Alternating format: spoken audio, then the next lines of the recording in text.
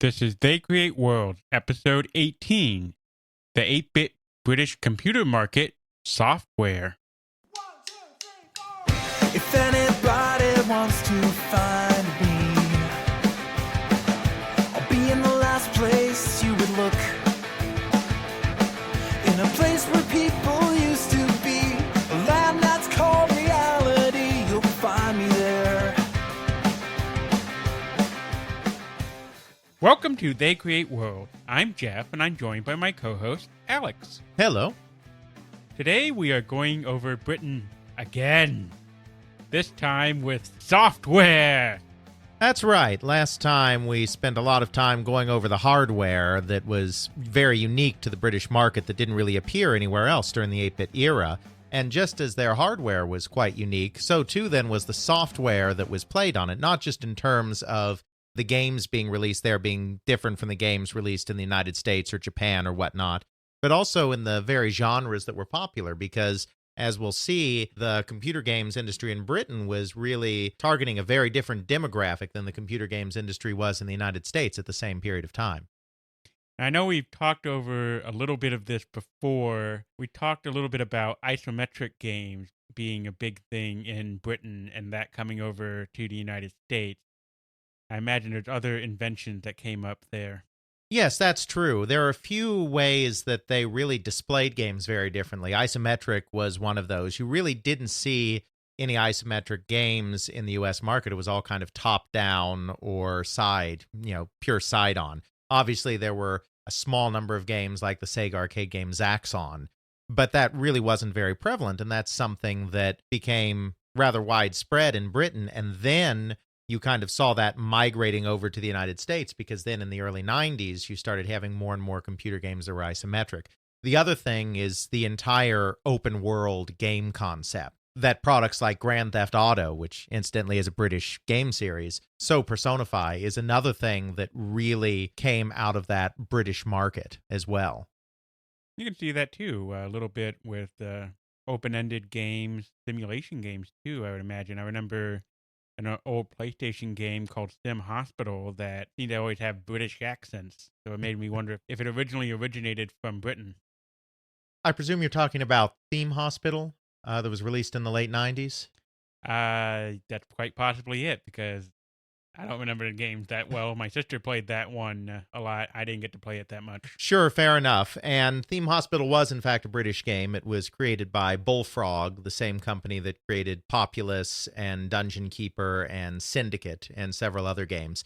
And yes, obviously there were simulation games in the US as well. I mean, in some ways, SimCity was kind of the game that almost started that, though in fairness, Populous came out the same year, 1989. But this idea of simulation and turn-based isometric strategy, not that Theme Hospital was turn-based, was something that was very British. XCOM, for instance, which is a well-beloved game in the United States, I think it's fair to say, was also a British game created by a British developer that built on earlier isometric tactical games that he had made on 8-bit computers. And again, this isometric view from XCOM. XCOM was one of the key games that really helped transfer the isometric view to the US. Diablo, for instance, was isometric because the developers of Diablo had been playing a lot of XCOM during the period of time they were developing the game. So there certainly is a lot of influences from Britain. Let's go back then, because we've gone over the hardware, starting all the way from the ZX Spectrum, the ZX80, the Acorn. What was the first real big early hit computer game, and what really set it apart from the others? Well, it's difficult to say what exactly was the first really big hit in the market. The market started out very small, right? We talked about how the early computers were selling tens of thousands of units. Mm-hmm. And there wasn't that much of a software market on the very early systems like the ZX80 and the ZX81 and the Acorn Atom. The reason for that being the restrictions that we've already talked about before in terms of memory and display capability, and sometimes not even being able to display the screen at the same time you type a command, sometimes exploding. Technical difficulties. Well, I mean, Sinclair Computers didn't really explode. That was kind of his other products. But it's always fun to bring up exploding when you're talking about Sinclair. True. And it's just fun to bring up exploding when you're talking about video games because explosions are cool. Exactly. So the early games were fairly primitive on the whole, and they were largely clones of arcade games. Mm-hmm. Space Invaders knockoffs, Defender knockoffs, all of that kind of thing. It really took the ZX Spectrum coming along to create kind of really interesting games. So it wasn't until the ZX Spectrum and the Commodore 64 really taking hold in Britain and surrounding Europe that we actually had the hardware at the capability level to support actually doing any game of consequence. That's true. And that's not to say that there weren't a few games before that, even some impressive games. There was one called 3D Monster Maze on the ZX81 that was really quite remarkable in that it displayed a 3D maze with a monster in it, exactly as it sounds like. And obviously the graphics were bare bones, but even getting 3D on a ZX81. And it was real 3D as far as I know, with actual X, Y, and Z coordinates, not cheated in some way. Mm-hmm. Well, I'm sure it was cheated in some way, but because even getting 3D on a system like that, but it was really in 3 dimensions. It wasn't just an optical illusion. And the monster wasn't 3D. The monster was just this sprite that kind of lumbered towards you. And there was no sound in the game, which in some ways even made it creepier. But basically the idea was you're in a maze, you have to get out of the maze, and there's a monster moving around the maze as well, and the monster might get you. So it blended elements that would later be in first-person shooters, though there was no shooting in this game. It was merely navigation. It blended elements of what you would almost consider survival horror, just in the sense that you're running away from these existential threats, and you can get quite startled when it suddenly comes upon you and kills you. So that was a very interesting game, and I think it sold quite well, too. I don't think it quite hit 100,000 copies, but it sold pretty well. I'm not sure that that's the first hit on the system. I don't know as much about what was going on the ZX80 and ZX81, just because those systems were so primitive and the games were so primitive and there's less documentation. So it's difficult to say what all were hits on that system. But there were a couple of companies. Really, one of the first places that things kind of pulled together is one of the very first computer stores in the entire country was a store in Liverpool called Microdigital. And a fellow named Bruce Everest opened this store. And at that time, there really wasn't much going on in Britain. There were some very early kits, but you're mostly talking about importing stuff from the United States, like Apple's. And that's what he did. He imported some computers. He imported a lot of books, a lot of software books.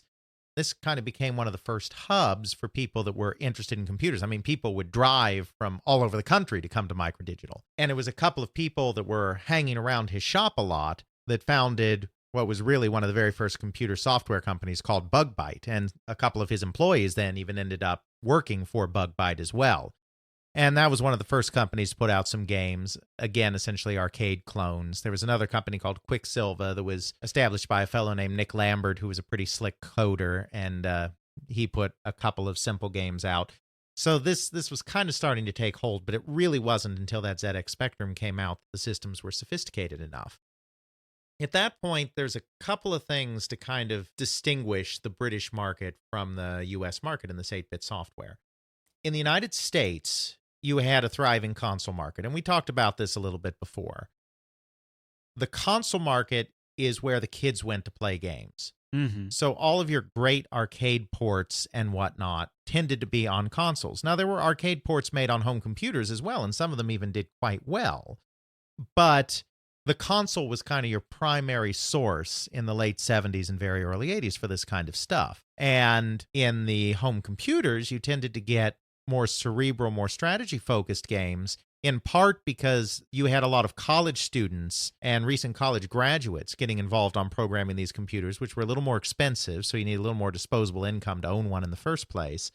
And they were pulling from the tradition of some of the mainframe games that they had been exposed to on university campuses, which were more cerebral and less reflex-oriented by the very nature of the platform, because a time-shared mini-computer or a mainframe actually has very few resources to devote to updating the screen, updating the state of gameplay constantly, because so much of the memory is tied up in just balancing all the different users that are on the computer at the same time and allocating computer resources between all of those people, which means that even though a mainframe has a lot of memory, an individual user on a time-shared computer won't have much memory.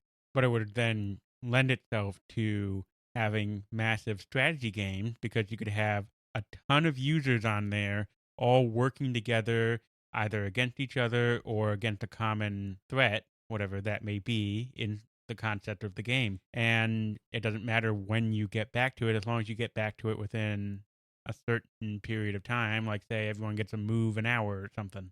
Sure, absolutely. Plus, it just even lends itself to large single player strategy kind of experiences because there is more memory to store programs in. Even though you don't have the RAM to update rapidly, you have all sorts of memory to store programs on. Whereas on a console with a 2K or a 4K ROM cartridge or a floppy disk that's only a couple of K or whatever, well, it's more than a couple of K, but you know what I mean. You have comparably limited program space. So those kind of strategy games lived side by side with a small number of action games, and there were some action games. But then the crash happened. And the crash really pretty thoroughly discredited arcade-style games in the United States. And we're talking about the big computer game crash in the 1980s? Console crash. We're talking about the great video game crash Okay. of 1983.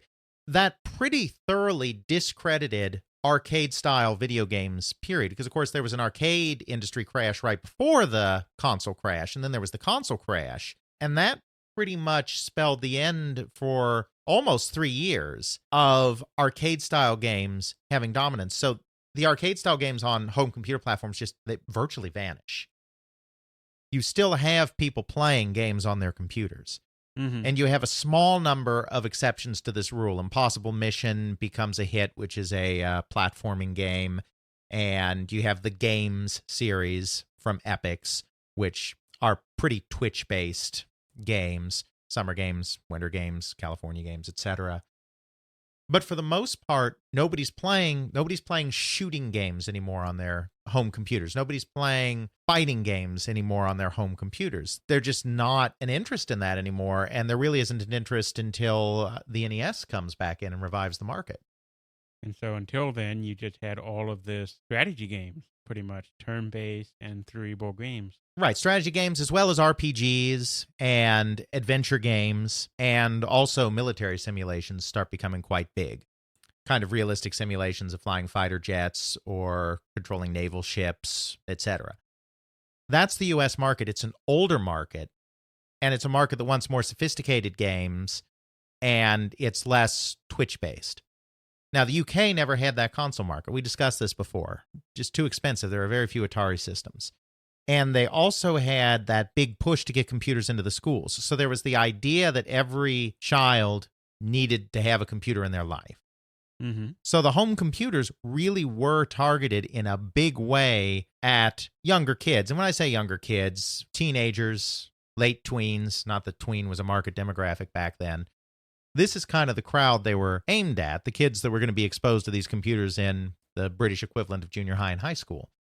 So they didn't have consoles to play these kind of games on, so they played them on their home computers, and they didn't have a crash. You know, they were insulated from what's going on in the United States. That great video game crash is really a U.S. phenomenon only. Japan's fine, Britain's fine, because they didn't have these same console markets. So you find a younger crowd playing these games, teenagers, and you find them drawn to more of the arcade-type games. So arcade conversions and arcade knockoffs are a really big part of the business. And we're talking primarily shooters and platform games. Shmups, shoot-em-ups, and platform games. You also find that most of the people creating the games are these teenagers doing them in their bedrooms. So really, it's a really homebrew market. You don't have an official company out there going, here's a game that we're porting. It's people who were already there. I already have this computer, and because I've been taught that, yes, computers are important, they're the big thing, and they learn how to code in it. They learn how to do things with it with this limited capability, and they go, well, I wish there was a game that did this, or I remember seeing on TV a game that was like that, or my friend who's over in the States had this kind of game, and why don't we have that here? They come up with something, and it works pretty well, and they spread it with their friends, and because of the real communal nature of the British school system, it spreads amongst the kids pretty rapidly, I would imagine. Exactly. That was a big part of it. And the other thing is, in the United States, first of all, the early adopters of the computers tended to be older because you needed some disposable income to get a TRS-80 or an Apple II. So you had people like Doug Carlston, who founded Broderbund, was a lawyer who just kind of got bored with his legal practice and had a TRS-80 and then started creating games on it. Or you had Scott Adams, who founded Adventure International, who was already a computer guy that was working at a satellite facility down in the Caribbean, and in his spare time was fooling around with his TRS-80. You had Ken Williams of Sierra Online, who was a computer programmer who was basically doing contract work and had bought a home computer and was like, this is cool, and started programming on it. These are the people that were starting to program. Then also in the United States, because of the whole Silicon Valley phenomenon, you had a very robust investment market. So once you had these people being like, hey, maybe I should put out some games and maybe form a company, then after that, in relatively short order, they could start infusing venture money into these companies. They'd get bigger and they'd rope in more people, and you had these kind of sophisticated publishers emerge. In the UK, you didn't have that venture capital investment opportunity. Raising money in Britain is just, at least at that time, is just not something that's very easy. And that's been something that's played out over and over again. I mean, in the late 19th century, it was the same way. Britain was more advanced industrially because they had industrialized before the United States.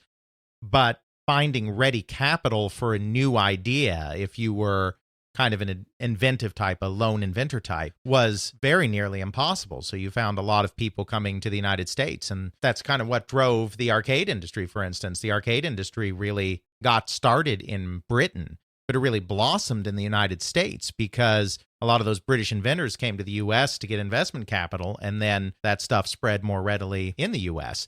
So you don't have these companies forming, not right away, not these big companies. You have a few developers forming, but you don't have these big publishers forming. You don't have distribution forming, not right away.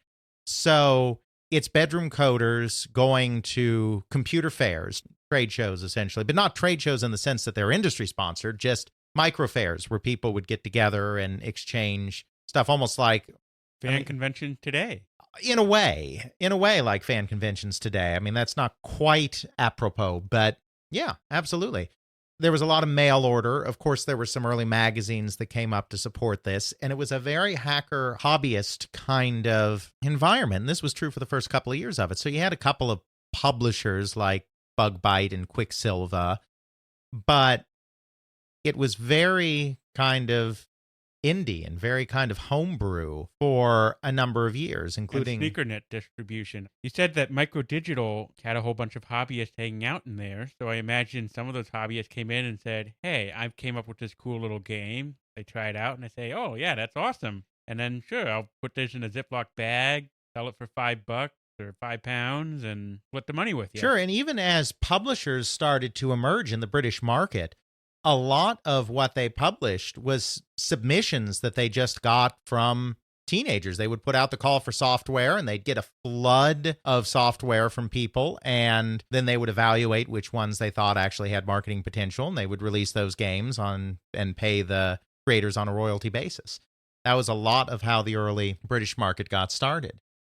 That focus was really there, like I said, on those shmups and on those platform games. And there was almost entirely an arcade and U.S. home computer influence to get it started. It was really games coming from outside Britain that got things started, but then the British kind of took some of those concepts and made them their own. Sort of like Japan. Sure, not quite to the same extreme in some ways, but yes, very much like Japan. And for example, one of the first really, really big stars in Britain in the programming scene was a a fellow named Matthew Smith. Matthew Smith was one of these brilliant kind of teenage coders that just had a real knack for this stuff. Started out by doing some arcade conversions, started in BASIC, as all beginner programmers tended to back then, then, of course, moved on to assembly and machine language because that's much faster.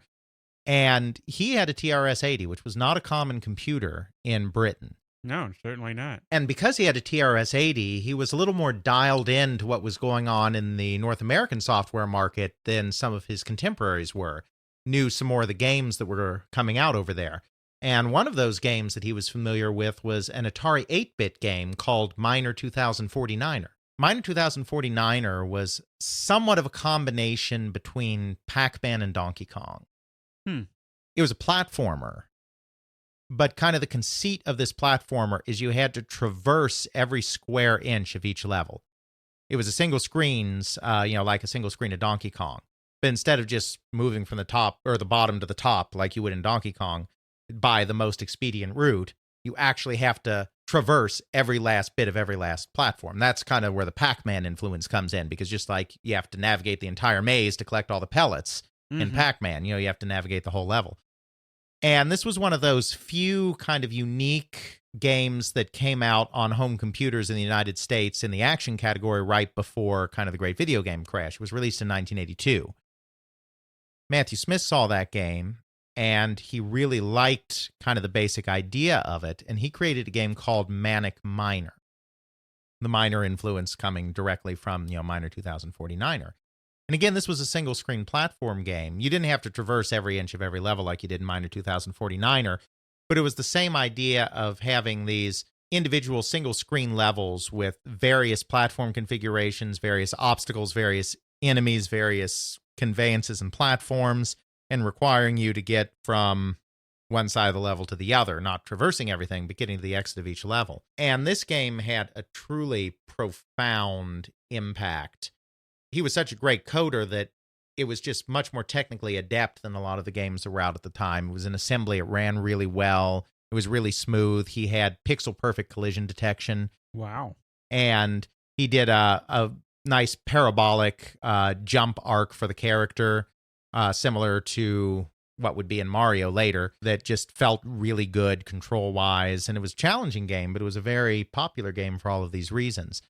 And that game kind of set the tone for the British market, where you had all sorts of platformers come out after that. Then they kind of started building on that. So they started getting more sophisticated. Instead of just moving from one end of the level to the other, these games start evolving so that you have to collect things. For instance, the follow-up, Jet Set Willy, is set in a multi-screen. It's set in Miner Willy's house, Miner Willy being the star of these two games. And the house doesn't bear that much resemblance to what a real house would look like, but it's multiple, it's all interconnected rooms, though each room serves as its own kind of puzzle box to solve. And there are items to collect all around the house, and you have to collect everything to win. So now you're moving from simple survival obstacle avoidance to collecting items in these kind of platform games.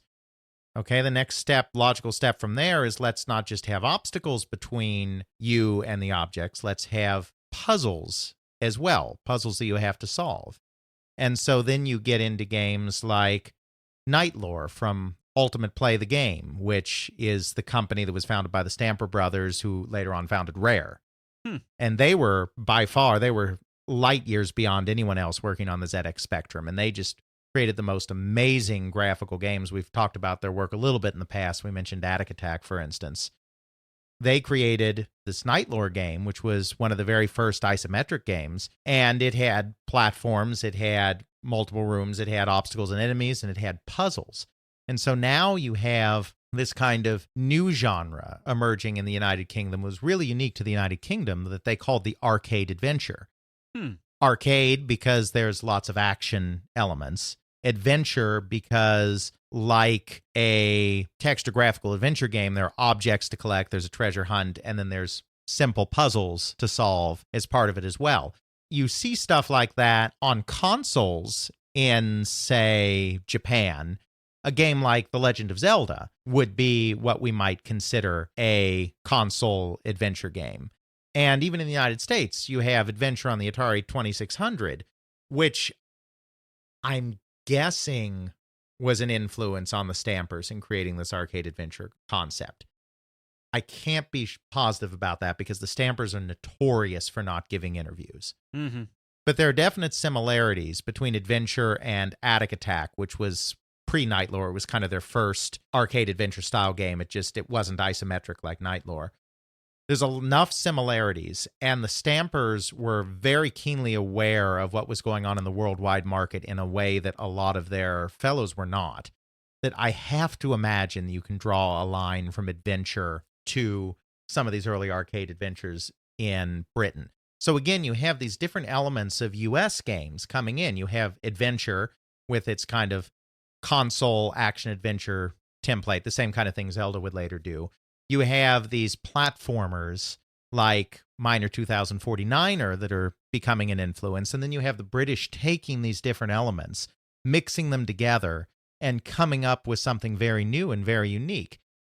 I can't really say that arcade adventure concept really had much influence outside of the UK. That's almost a uniquely British thing? Yeah, you don't really see that then being drawn into the larger market. I mean, you do see those kinds of same games, the combine action, adventure, and puzzle solving and whatnot. But I think that really emerges out of the Legend of Zelda tradition in Japan and the United States. I don't think Zelda was influenced by what was going on in Britain. One of the Stamper brothers, I forget which one, is kind of cheekily said that the Legend of Zelda was Miyamoto's take on Attic Attack, because as I think we discussed in a previous episode, there's certainly some similarities between what's going on in Attic Attack and what's going on in Legend of Zelda. Definitely. We mentioned that before and showed a little video of that one. But I think that's an example of parallel evolution. I think that's more coincidence. It seems pretty clear that Miyamoto was inspired a lot by Tower of Druaga, which came from Masanobu Endo, which came from his exposure to Dungeons and Dragons in the United States, and not anything to do with what was going on in Britain. So it's an evolutionary dead end in a way, but it's a very interesting evolutionary dead end and something that's uniquely British and that the British can take a lot of pride in because it was very different than what was going on in the States. Other than the fact that, of course, that isometric viewpoint gets carried forward and forward and forward. So that's one aspect of that. So there's kind of an example of how a British genre evolved from taking what was going on in the United States and Japan and turning it to something all their own in this kind of homebrew, hackerish, hobbyist kind of way. So that's the homebrew section of it.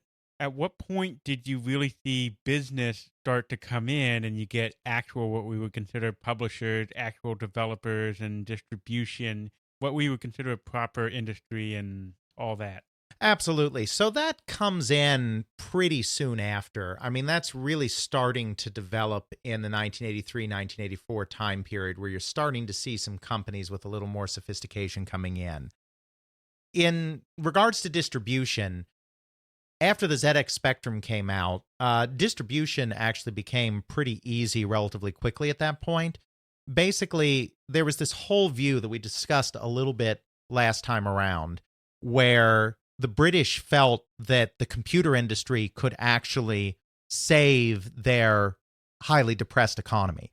It wasn't just that, oh, isn't this new computer thing nice? It's that we need to be leaders in this microcomputer thing because these are going to be so huge and we can turn this into a new British industry.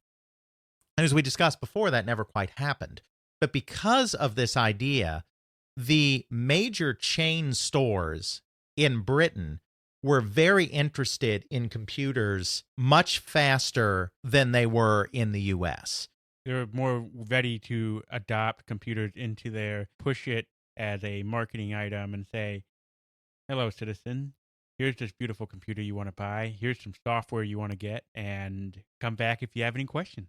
Exactly. So W.H. Smith's, which is, I guess you could call it in some ways the Barnes & Noble of the United Kingdom, was very interested in computers and partnering with Sinclair from pretty much the beginning of the ZX Spectrum days. W.H. Smith was taking computer software already in the kind of 1982 and 1983 period. And once W.H. Smith got into it and had some success with it, some of the other chains like Boots and Dixon's that were also very big chains, electronics or book chains in the UK, also got involved very quickly.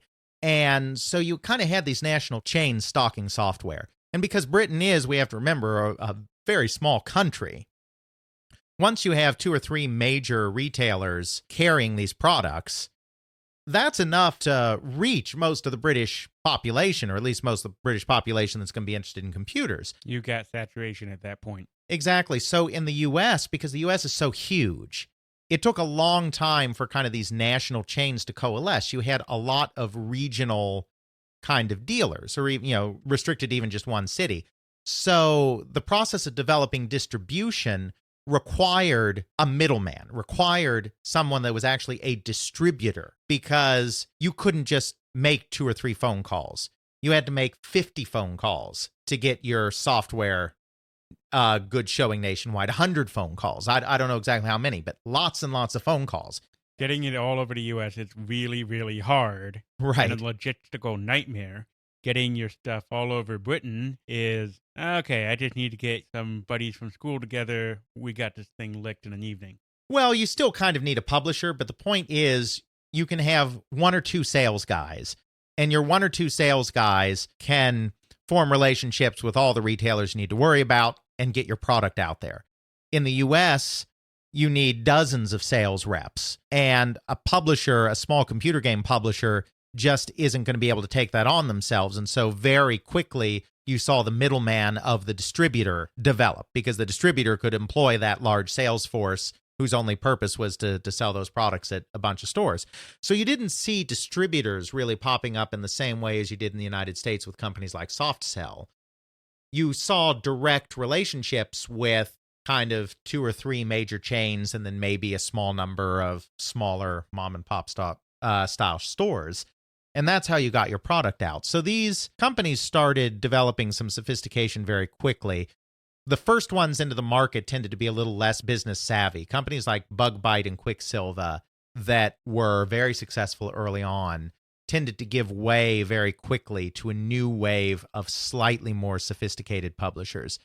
And there are really kind of 3 companies that you can point to in these very early days as being particularly interesting. 2 of them that did very well and 1 of them that did not.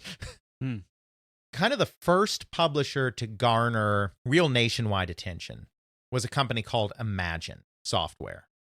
I think they came up once or twice before. We might have. I can't recall. Imagine was founded by a couple of Bug Bite employees. So Bug Bite kind of started falling apart. People started drifting away from it. They actually had Manic Miner. That was their game. But Matthew Smith got kind of sick with working with them, and so he went off with a couple of other people and founded his own publisher that lasted for a brief period, and even got to take Manic Miner with him because Bug Bite wasn't even sophisticated enough to lock up exclusive rights to the game. And so they kind of lost that, and then they had a couple of their employees go off to found this company called Imagine. People are kind of drifting away, and Bug Bite ends up falling apart. Imagine was built on basically a single game. It was a shoot-'em-up called Arcadia, created by one of its founders, Dave Lawson.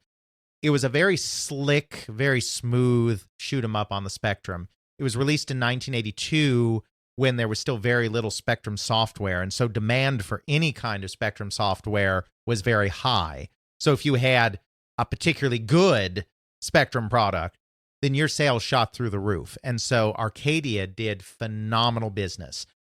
Bruce Everest, who we talked about, the founder of Microdigital, was brought in to help manage the company because he had business experience. And so Bruce Everest started creating this real persona around the company, that these were high-flying, highly successful individuals. They built hype around the company that really wasn't fully deserved. They had slick packaging. They were promoting these teenagers claiming that they were making tens of thousands of pounds and driving big, fast cars and all of this. And certainly the owners of the company had luxury sports cars, but I mean, not everybody did.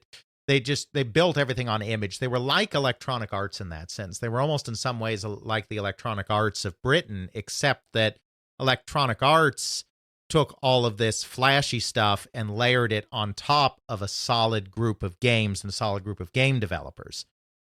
Imagine was all flash and no substance. It turned out that they couldn't really follow up on the success of Arcadia. Their next few games were very pedestrian and not very interesting. And then they started putting all of their resources into creating what they called their mega games. Mm-hmm. What they had done is, to back up for a second, piracy in the UK. Really bad. Really? Really bad. Well, I imagine because of the homebrew market, and originally if all the software is distributed by, hey, a friend of a friend here gave me this game. Remember this too. Cassette-driven market. Oh, right. So if you just have to do a tape, you just have a tape recorder recording to another tape recorder, and usually you can always have, a lot of the consumer ones had a 2-tape system, and you could just put one in, put another one in, and hit transfer. Exactly. And this was just when that kind of technology was becoming cheap and popular. Amstrad, which we talked about last time because they eventually got into the home computer market. In about this time period, 1983, 1984, they release a really cheap cassette-to-cassette, recorder. I mean, their advertising even for it just is basically built all around the idea of copying stuff. Mm-hmm. And this really destroys the British market. I mean, okay, so software publishers always talk about how piracy is ruining their business. Right. And they always, let's be honest, they always exaggerate a little bit. Yes, piracy is a problem. No one's claiming it's not, but they always tend to exaggerate a little bit.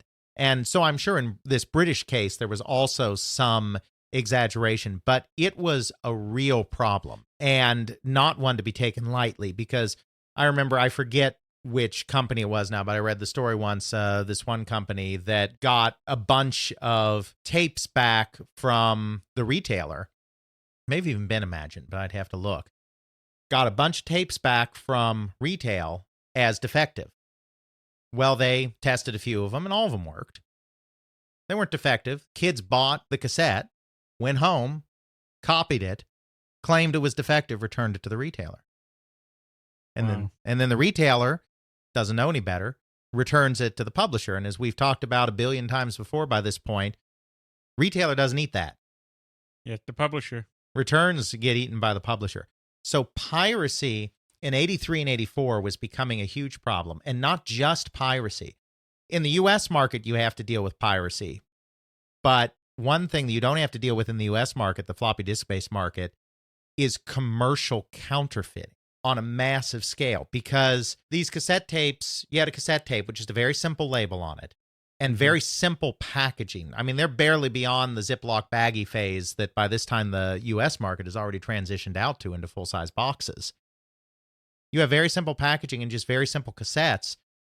You just had out-and-out counterfeiting going on. So all I have to do is just go and buy the game once, get a good recorder, make a bunch of tapes, slap on some labels, put it in a fancy Ziploc bag, make it look nice and presentable, and go and say, yeah, I'm distributing this. Give me 20 pounds. Right. And it's not that the stores were even trying to be complicit in piracy. It just could be very hard to tell the difference.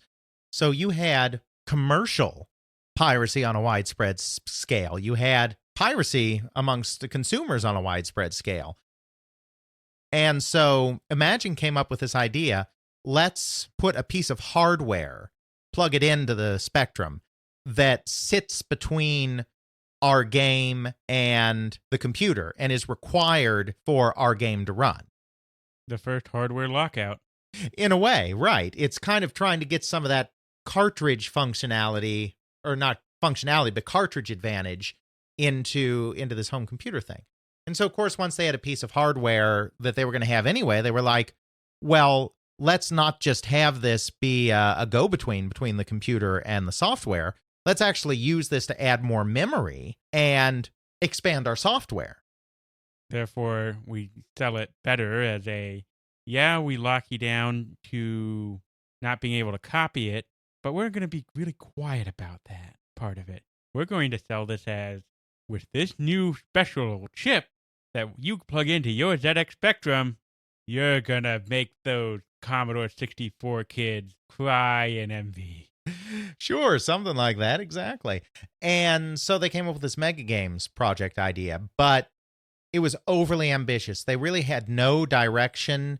Management was very poor. They weren't supervising properly. They were hiring teams of artists and musicians and didn't have anything for them to do, so they had all this payroll.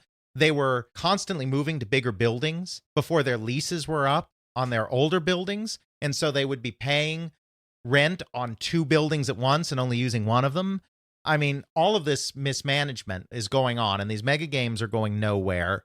And they're being hit by this piracy problem because the entire industry basically goes through a shakeout in this 83, 84 period, partially brought on by a gold rush mentality where too many publishers came into the market and the market couldn't support that many, and partially brought on just because piracy is crippling sales for some of these companies. They're just bleeding money left and right. Exactly. And so they end up collapsing, and they end up collapsing in the most ridiculously hilarious way possible. Because right before they started collapsing, they got in touch with a producer of a television program called Commercial Breaks that discusses companies that have made it big, a documentary series that talks about companies that make it big. So they have this deal with this television show to, film the company. And they are actually there as the company's going under, and they're actually documenting it ends up they actually document the company going under. Their equipment, they all are out at lunch. The film crew and some of the executives from Imagine are all out to lunch, and it's while they're out at lunch that the bailiffs come and lock the building because the assets are being seized to pay off debts.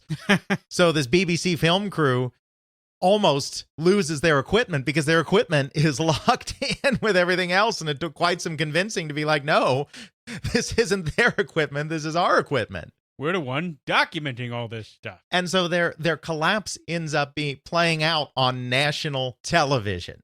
Oh, my. So that's the story of the company that didn't make it. And it's a very good example of how the industry was starting in that period to become more sophisticated and required more sophisticated businessmen. The other companies were far more successful. One of those is a company called Mastertronic. Mastertronic was founded by 3 individuals, Frank Herman, Alan Sharam, and Martin Alper, who had been in kind of the cut rate video rental business. This is the period of time when VHS tapes are just starting to permeate. And what they would do... Would it be Betamax in Britain? No, VHS at this point. Okay. Betamax still exists, obviously, but Betamax was the late 70s technology, and VHS was starting to make headway in the early 80s. Okay. What these fellows had done is they got involved in the video business. They found stuff that they could license cheaply and then sell it at really discount rates in their store, and therefore make some money on, budget video stuff, essentially. They did this under the name Mastervision. And they also did some similar kind of stuff with music, with records under the name Master Sound. So now they took this idea into game software with Mastertronic. Master and electronics, combined. And they came up with a new concept that became very important to kind of the way things were done in Britain, and that was budget software. What do you mean by budget software? Exactly as it sounds. Really cheap software. So the average game at this period of time cost about £6. Doesn't sound too bad. No, because it's cassette tape, right?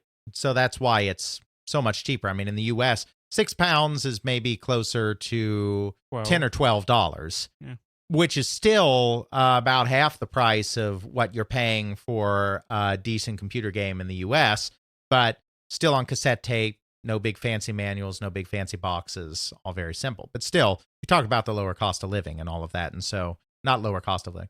We've talked about the lower standard of living and all of that, and so stuff needs to be cheaper. The Mastertronic guys decided they were going to sell software for £2. £2. Mm-hmm. And obviously the margins are going to be very small on that. but they plan to make up for it on high volume. And what they do is they start kind of a racking business. They become jobbers. Basically, a lot of times, you know how your stores, even today, like your Walmarts and Targets and whatnot, will often have those discount DVD bins right up at the front where they put all leaders. Exactly.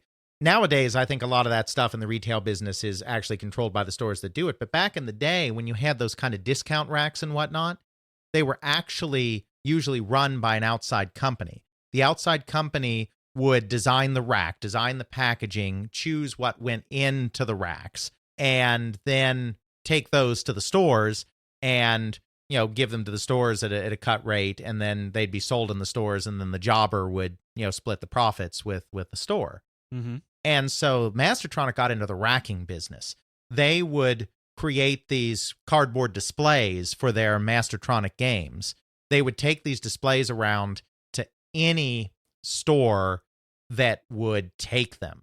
I mean, even things like, even gas stations or whatnot, gas stations, convenience stores, discount houses, department stores, whoever would take them, and they would maintain these displays. Right. Maintain these displays with these really cheap games in them. And so they would make up for the fact that they were so cheap by selling really high volume. And budget software kind of revolutionized the British market. In fact, it got to the point where it almost started becoming difficult to sell full-price software sometimes just because the budget games were so massively popular. Yeah, you think about it. If I can buy all this great software for £2, why would I spend $6 or more? And it was pretty decent software. I mean, obviously the games were more simplistic, but just by the very nature of the systems at the time and the cassette medium, a lot of stuff was going to be simplistic anyway, whether you charged a small amount or a large amount for it. So budget software became a huge part of the British market, and Mastertronic essentially invented the budget category. In fact, budget software became such a thing in the UK that when in 86, 87, 88, when the US publishers decided that they really needed a budget category too, because new games were getting more and more expensive and they needed something to kind of fill a middle range, they actually often turned to the UK to import UK products to serve as budget software in the United States. That was another example. That was another business kind of strategy that was pioneered first in the UK and then came back to the United States. And that's Mastertronic. And then another company that became very big is Ocean. You may have heard of Ocean because they released a lot of console games in the US and on the NES and SNES and whatnot. Personally, I don't remember the publisher, but what kind of games did they come out with in the States? Licensed products mostly, and that's kind of what their big contribution was. It was founded by a couple of guys, David Ward and John Woods, who, again, were not in the computer business at all, weren't really computer savvy before founding the company in 1984. But they saw that this was a new market that was exploding, and they kind of understood the power of licensing. And kind of their idea was, let's license hot arcade properties and let's license hot media properties, television shows, movies, etc. And let's convert these arcade games, which have built-in name recognition, and let's build games around these media properties, and those will become big hits. They were actually the second kind of company to do that in Britain. There was another one called Elite Systems that came right before them that also had a lot of success doing that, and I think really pioneered the concept more than the Ocean people did. But the Ocean people were the ones that got really good and really successful at it. So they're sort of like the British version of Acclaim. Yes, that is very true. And they had some really big hits. RoboCop was a very big hit for them, for instance. Mm-hmm. I believe Platoon's an Ocean game. Platoon? Yes. My old buddy Platoon. You can look that one up and let me know. I played Platoon way too much, probably because I hated myself. And you can see Ocean and Mastertronic are really leading this transition. Beforehand, you had people that were already into computers kind of running companies. Now you have businessmen coming in and establishing companies and establishing business models. And this is where the market goes. And the market essentially bifurcates along these two systems that Mastertronic and Ocean represent. From this point forward, 1984, 1985, after the shakeout, most of the big software in the UK, certainly not all of it, but most of it is either a licensed game, arcade conversion, or a licensed media property adaptation, or a budget game. That kind of becomes the British market. What happened to the homebrew, sneakernet, hacker development? Some of that carries on for a while. There's certainly throughout the 8-bit market, there's still a lot of people that are just kind of doing these brilliant things on their own and then finding a publisher and getting it released. That never goes away. Ultimate Play the Game does its thing for a couple more years before they get out. A lot of them, quite honestly, end up transferring their energies to the NES market. Really? That's what the Stampers do with Rare. Another company called Melbourne House does that. Ocean, which is one of the big guys, ultimately does that. There's a lot of that going on because even though the NES isn't in the UK in the 1980s, it's such a big market in the United States that they feel that they should get in on that. Codemasters is another one. The game Genie, that was created by a British company, Codemasters. Really? Mm-hmm. Well, we thank you, Britain, for providing us easy ways to beat those horrible games. That's right. So some of them went and moved to the NES market. Some of them kept plodding along. There were certainly still some people doing some amazing things. Jez Son, for instance, on Argonaut Software, he created some on the 16-bit computers, some incredibly impressive 3D games like Starglider. And then he was like, we can do this 3D stuff on consoles too. And so he went to Nintendo and was like, look at this 3D stuff we're doing on consoles. And then they created a little thing called the Super FX chip. It never went anywhere. And were the programmers, not the designers, but the programmers of a little game called Star Fox. Yeah. So there was that stuff going on. And then, of course, there was the biggest phenomenon of all, which was Elite, which was done by David Braben and Ian Bell, basically on their own, which just introduced this concept of this vast open world that you can explore and this sandbox-style gameplay. Grand Theft Auto, as it exists today, owes a huge debt to Elite. And Elite is the spaceflight sim where it procedurally generates the entire known Milky Way galaxy, and it's huge and really big and complex. But it's not the Milky Way galaxy. It's they created their own galaxies. I thought it was based off of the Milky Way one. No. Huh. Randomly generated using Fibonacci sequences. Okay. Yeah, so it's procedurally generated. It creates everything. You don't have to have a whole map pre-made. It's all based off of math and created automatically via equations. And you fly around. You can do trade things. You can fight some alien pirate things or whatever. And it's just really a unique game considering the time frame it came out and just how mind-bogglingly big it is. Exactly. At the time, everything was still influenced by the arcade. It took a long time for the console industry and the computer game industry both to kind of shed its arcade roots. I mean, you had some things like RPGs and adventure games that obviously came out of a computer tradition. But if you had something that involved action of any kind, it was still all based around arcade games. 3 lives. Why have lives in a console game? I mean, there's no point, because console games you can just play forever and ever and ever. But of course, in arcade games, they want to limit the amount of time you're playing the game on a single quarter. So lives, score as an objective. Another thing that is just meaningless in a console game. You need something like a score in an arcade game because your playtime is going to be so short on that game that it's not about exploration. It's not about completing everything because they want you off in a hurry. So how do you measure your success on a game like that? You measure it via score. So all these things like score and lives and continues and all of this stuff is really an arcade phenomenon transferred over to consoles and computers, which really don't need that. Mm-hmm. And David Braben and Ian Bell were two of the first people to realize that. And they were like, hey, we don't need to have this linear action game. We can make an open world action game.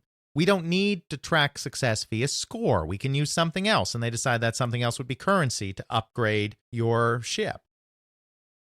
This turned computer gaming on its head. I mean, this is so revolutionary because no one was thinking in those terms. I mean, you had RPGs that had exploration elements, but even then your RPG had a quest.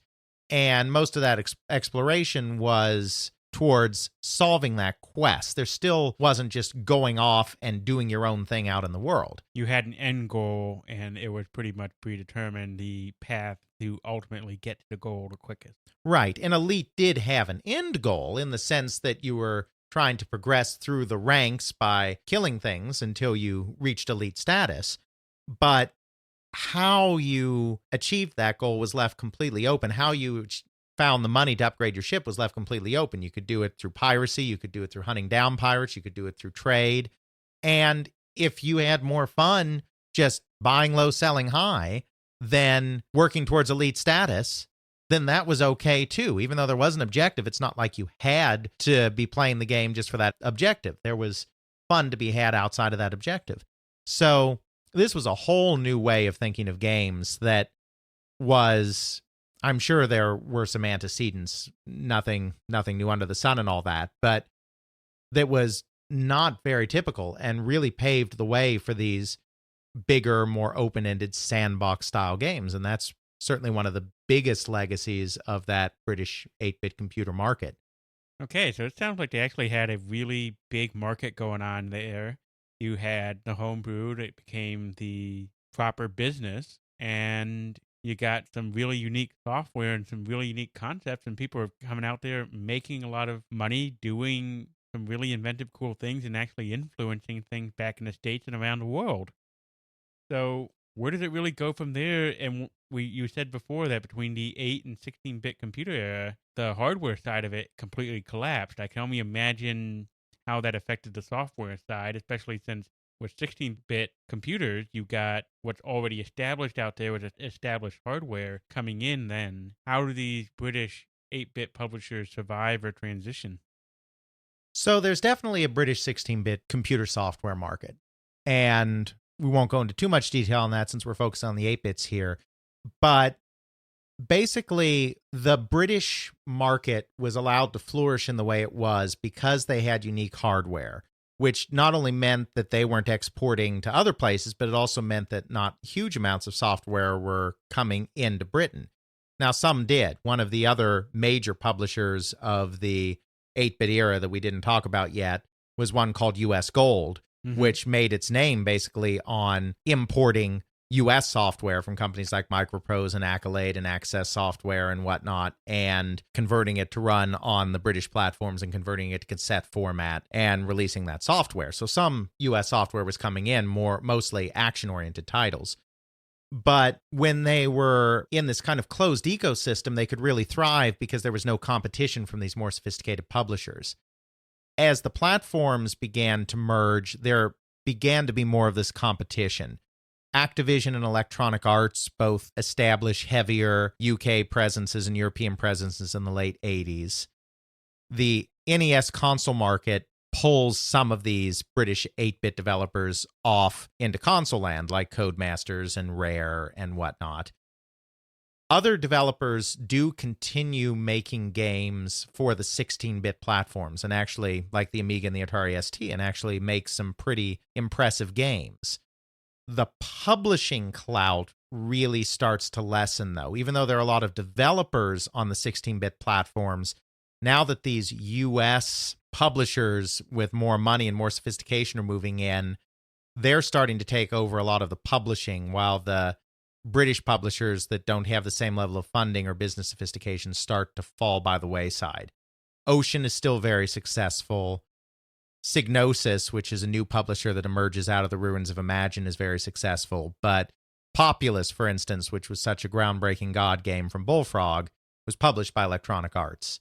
XCOM, which we discussed earlier, was published by Microprose, which also established a significant UK presence in this period. So you went from UK publishers to a lot more international publishers, though there were still some big UK publishers remaining. The final kind of death knell for the UK publishing scene was the arrival of the consoles in earnest. In the early 1990s, consoles finally start permeating the UK. And Sega is the big company. Nintendo does not do that well in the console market in Britain compared to Sega. Both the Sega Master System, which was a complete flop in the United States, and the Sega Genesis, which of course also did very well in the United States, called the Mega Drive in Britain. Actually called the Mega Drive in Japan, too. That's the original name of the system. They had to change it to Genesis in the US. I'm not exactly sure why. Most of the time people say it was because of a trademark conflict, but there's actually no evidence of that. It may be that just the Americans wanted a different name. But the point is, it's called the Mega Drive. So those systems are insanely successful. And you're getting to the point now as consoles start coming in. Consoles are so much more expensive to develop for that it's becoming harder and harder for the British publishers to have enough capital to publish on those systems. And they can't take refuge in the computer market? Well, by the time when the consoles start coming in, that computer market starts falling apart a little bit. Plus, at the same time the consoles are coming in, the PC is finally coming in. So the Amiga and the ST, even though they were US computers, they didn't do very well in the US. They did fairly well, reasonably well in the United Kingdom. So there was targeting the Amiga and ST platforms, and there wasn't a lot of competition from American companies because those platforms didn't do very well. By 93, 94, the Amiga is done. Commodore's gone bankrupt. And now the PC is taking over Europe in the same way that it's taking over the US. So again, you have American computer game publishers starting to muscle in on the British computer gaming market. Okay, so since you have such a permeation of IBM-compatible PCs going everywhere, and it's essentially going global, the pre-established software overlords in the United States are just spreading it everywhere. Right, and the British publishers just can't compete. Now, many British developers are still able to compete. There's some very significant developers in this period, like Bullfrog that does Syndicate and Dungeon Keeper and Theme Hospital, like DMA Design, which does the early Grand Theft Auto games. British developers are still able to find a niche, but the publisher base kind of goes away. Psygnosis, which is very successful in the 16-bit era, is bought by Sony because Sony needed a publishing base in Europe for launching the PlayStation. So they go away. Ocean ends up being purchased by Infogrames in France because in the mid-90s, as part of the kind of tech bubble, France has a period where technology stocks are in great demand. And so French publishers end up becoming far better capitalized than British publishers because their stock market really invests in these game companies. So Infogrames ends up with a lot of cash and they purchase Ocean, also purchase a smaller British publisher called Gremlin. Elite, which we talked about, which had some success with the licensed games, they just find that they can't compete anymore. The company doesn't go away, but they get out of games because they just find they're being squeezed out by larger publishers. Mastertronic actually becomes Sega Europe, essentially. That's oversimplifying a little bit, but they end up getting purchased by Virgin, which invests in them so that Mastertronic can become the UK distributor of the Genesis, the Mega Drive. And then the software stuff gets split off into Virgin Games and the hardware stuff gets split off into Virgin Europe. And so Virgin Interactive becomes a major UK publisher for a time, but they end up falling apart and getting sold. It's just the British can't compete well on the international stage because they can't capitalize as readily. They don't have the easy access to capital that the US publishers do. And so just about the only one that comes out of it okay is IDOS, which buys US Gold, which we talked about, buys a couple of other companies, forms them together into a publisher, and lucks into Tomb Raider. And I say lucks in because it was under development at one of the developers that they bought while they were forming this kind of conglomerate, and they were just lucky that that was under development already. And they were able to capitalize on it and make a buttload of money. Right. So after this 8-bit era, and especially after the 16-bit computer era, the British publisher is, for the most part, over. But the British developer continues to flourish on a small scale, and the British developer still continues to influence developments in game design up to the present day. I mean, the Grand Theft Auto games, including Grand Theft Auto 3 and whatnot, the 3D sandbox ones, most popular games on the planet, and British developer. So clearly still very important, just not so much in the publishing scene. So that's really what happens is all the distribution stuff pretty much collapses, all the hardware development collapses. And the only thing that survives from the ashes is really just a few dedicated developers who come up with really interesting concepts that take hold on the world stage for the most part. That's more or less correct, with a few exceptions like IDOS and Codemasters, which manages to keep along as a mid-tier publisher as well. They basically fade from the publishing scene, but certainly the games they developed have lived on. Certainly have. Anything else to cover? I think that about does it. What will we be doing next time? Well, for a long time now, through almost every single episode that we've ever recorded, we keep tiptoeing around this whole concept that in 1983, the U.S. video game industry kind of fell off a cliff. We may have even brought it up in this episode. That's right. This is really, it's a defining moment in the history of video games. Even though the crash was localized to the United States, even though the crash was just localized to consoles with a concurrent crash in arcade games that was happening at the same time, you can really divide the early history of the video game industry, even across other platforms like home computers, even across other countries like Japan and the United Kingdom, between, before the crash and after the crash. Because even though its direct impact outside of the United States was very minimal, it still kind of resonates in the way the market developed even up to the present day. Even in the 90s, when the market had fully recovered, there was still, every time that there would be a small dip in revenue, pundits would be like, the crash is coming in, it's going to be another crash. I mean, it just hung over the entire industry for well over a decade. And if not longer, and completely changed the balance of power in gaming. So this is an important subject. It's also a complex subject, and quite frankly, it's a fairly misunderstood subject.